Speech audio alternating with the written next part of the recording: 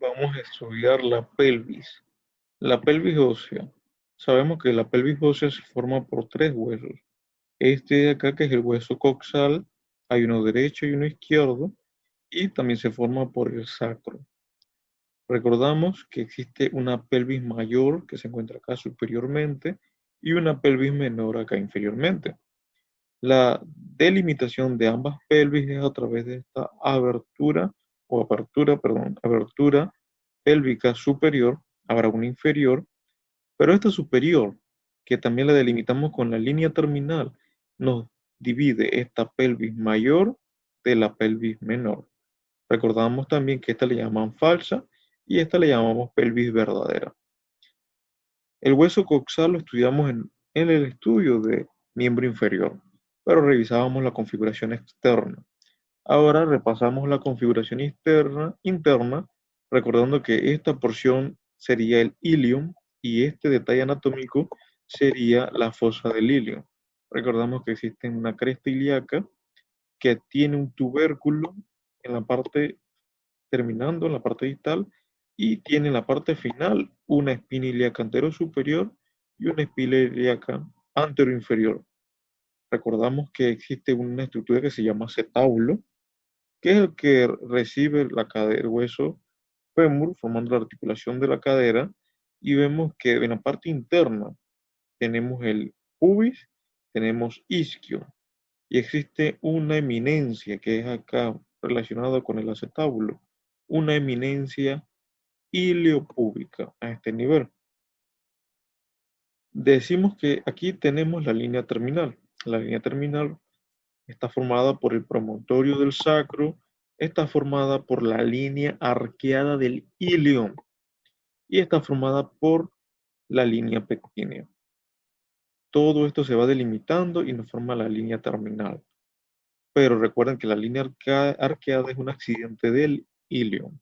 También tenemos aquí el cuerpo del pubis, tenemos el cartílago sínfisis del pubis a este nivel, tenemos el agujero obturador, recordando que es la rama superior y una rama isquiopúbica es el que lo forma.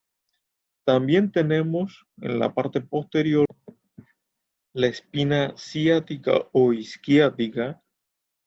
Este accidente viene del isquion, esta es la rama, el cuerpo del isquion, esta es la tuberosidad del isquion, esta es la rama del isquion y esta es la rama del pubis, rama inferior del pubis, y ambas forman una rama isquiopúbica. Aquí tenemos rama inferior del pubis, acá está el cuerpo. Usando esta estructura que se llama espina ciática, tenemos que saber identificar que en la parte superior se dibuja una espina ciática postero-inferior, una espina ciática postero-superior. Pero en fin, ese espacio, esa escotadura que hay entre la espina ciática ilíaca postero-inferior y la espina ciática forman la escotadura o la incisura ciática mayor. Incisura ciática mayor. Y de la espina ciática, pero ahora hasta la tuberosidad, no va a ser la escotadora o incisura ciática menor. Cuando hablamos del agujero, recordando que aquí salen los ligamentos sacroespinoso y unos sacros tuberoso, nos delimitan y nos forman ahora sí un agujero ciático mayor y acá tendremos el agujero ciático menor. Cuando estudiamos la pelvis, además tratamos de diferenciar si es una pelvis masculina o una pelvis femenina. Aquí tenemos una pelvis masculina. No se aprecia muy bien, pero sí tiene una consistencia general más gruesa y pesada. Su pelvis mayor, esta de acá, es más profunda en esta medición. Tiene una longitud más profunda. Y también tiene una pelvis menor más profunda y más cónica y se va estrechando. Comparativamente, vemos que este arco subpúbico tiene un ángulo más pequeño, un ángulo de menos de 70 grados y tiene un foramen oval, pero foramen obturador que es redondo. y el acetábulo es bastante más amplio. Si comparáramos una pelvis masculina vista superiormente, podemos decir que esta abertura superior o este estrecho superior de la pelvis va a ser en forma de corazón.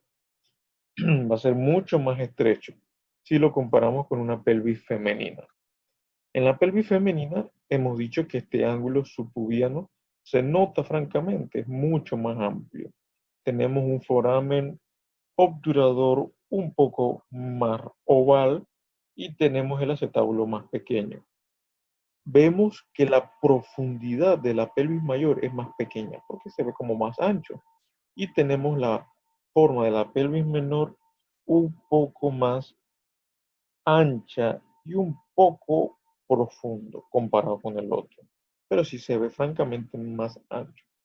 La abertura o el estrecho superior de la pelvis tiene ya una forma oval o redondeada, ¿ok? Y es más ancha, se aprecia que es más ancha. Si comparáramos los ángulos de ambas estructuras, aquí se ve, este es más pequeño, este es un ángulo más amplio.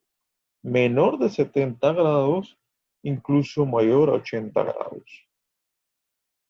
Todas estas estructuras pélvicas ya sabemos que están protegidas por esa pelvis menor. Órganos de la cavidad abdominal inclusive caen a esa pelvis mayor. Son protegidos acá en la fosa del ilion. Pero también sabemos que su límite inferior va a ser un suelo. Ese suelo, ese piso pélvico, aquí tenemos que el músculo elevador del ano tiene gran importancia. Vamos a estudiar las distintas fibras musculares que están en ese músculo. Esta es una vista de ese piso pélvico femenino, pero esta es una vista inferior. Aquí tenemos ese ángulo subpubiano, aquí tenemos la rama inferior del pubis, acá viene la del isquio, esta es la tuberosidad isquiática, así que nos estamos ubicando en una vista inferior.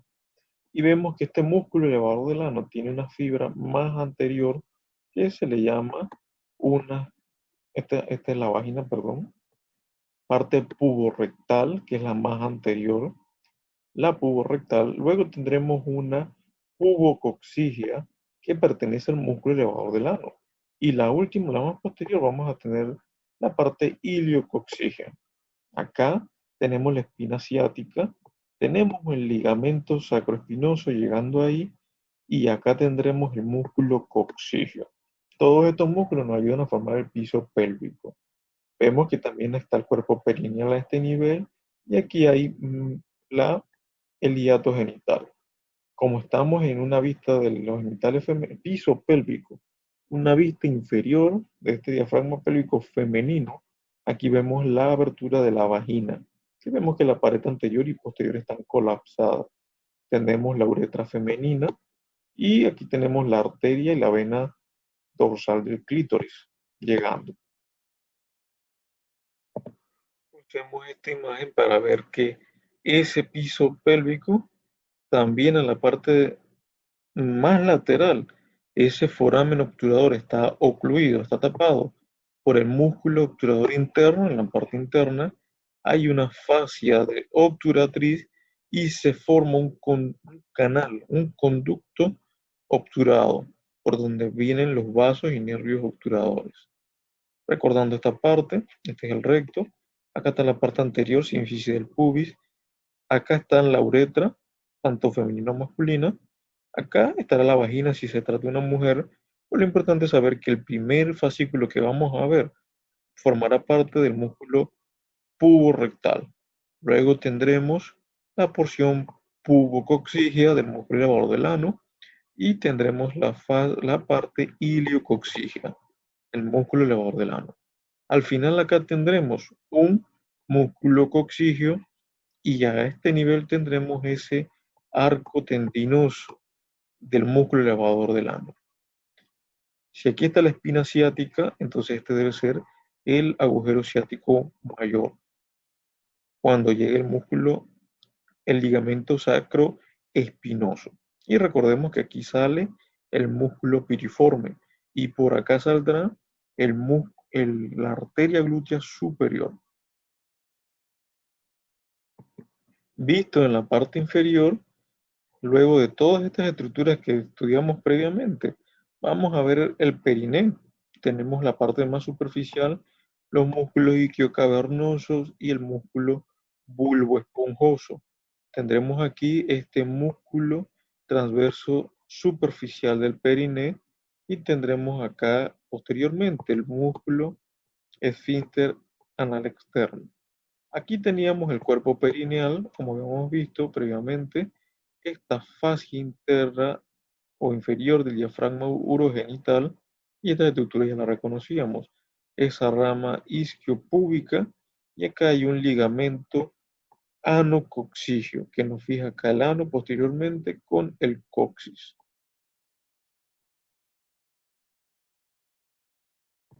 Y en ese perine femenino tenemos igualmente músculo transverso superficial del perine, tendremos el músculo bulbo esponjoso a este nivel, recordando que por aquí está relacionado con el bulbo del vestíbulo, tenemos el músculo isquiocavernoso, acá tenemos el clítoris, el glande del clítoris, la uretra, meato externo de la uretra y la vagina.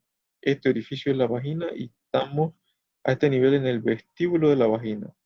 Este es himen, si es un resto o un remanente del himen luego del parto, se le llamará carúncula himeneal. También tenemos, bueno, esto ya corresponde a ese vestíbulo, ese espacio más amplio,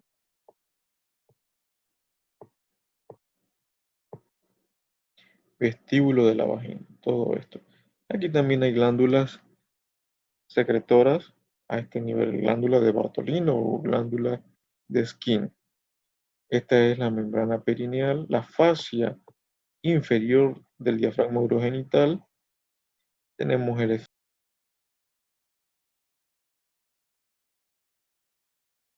eficio y el ano propiamente dicho.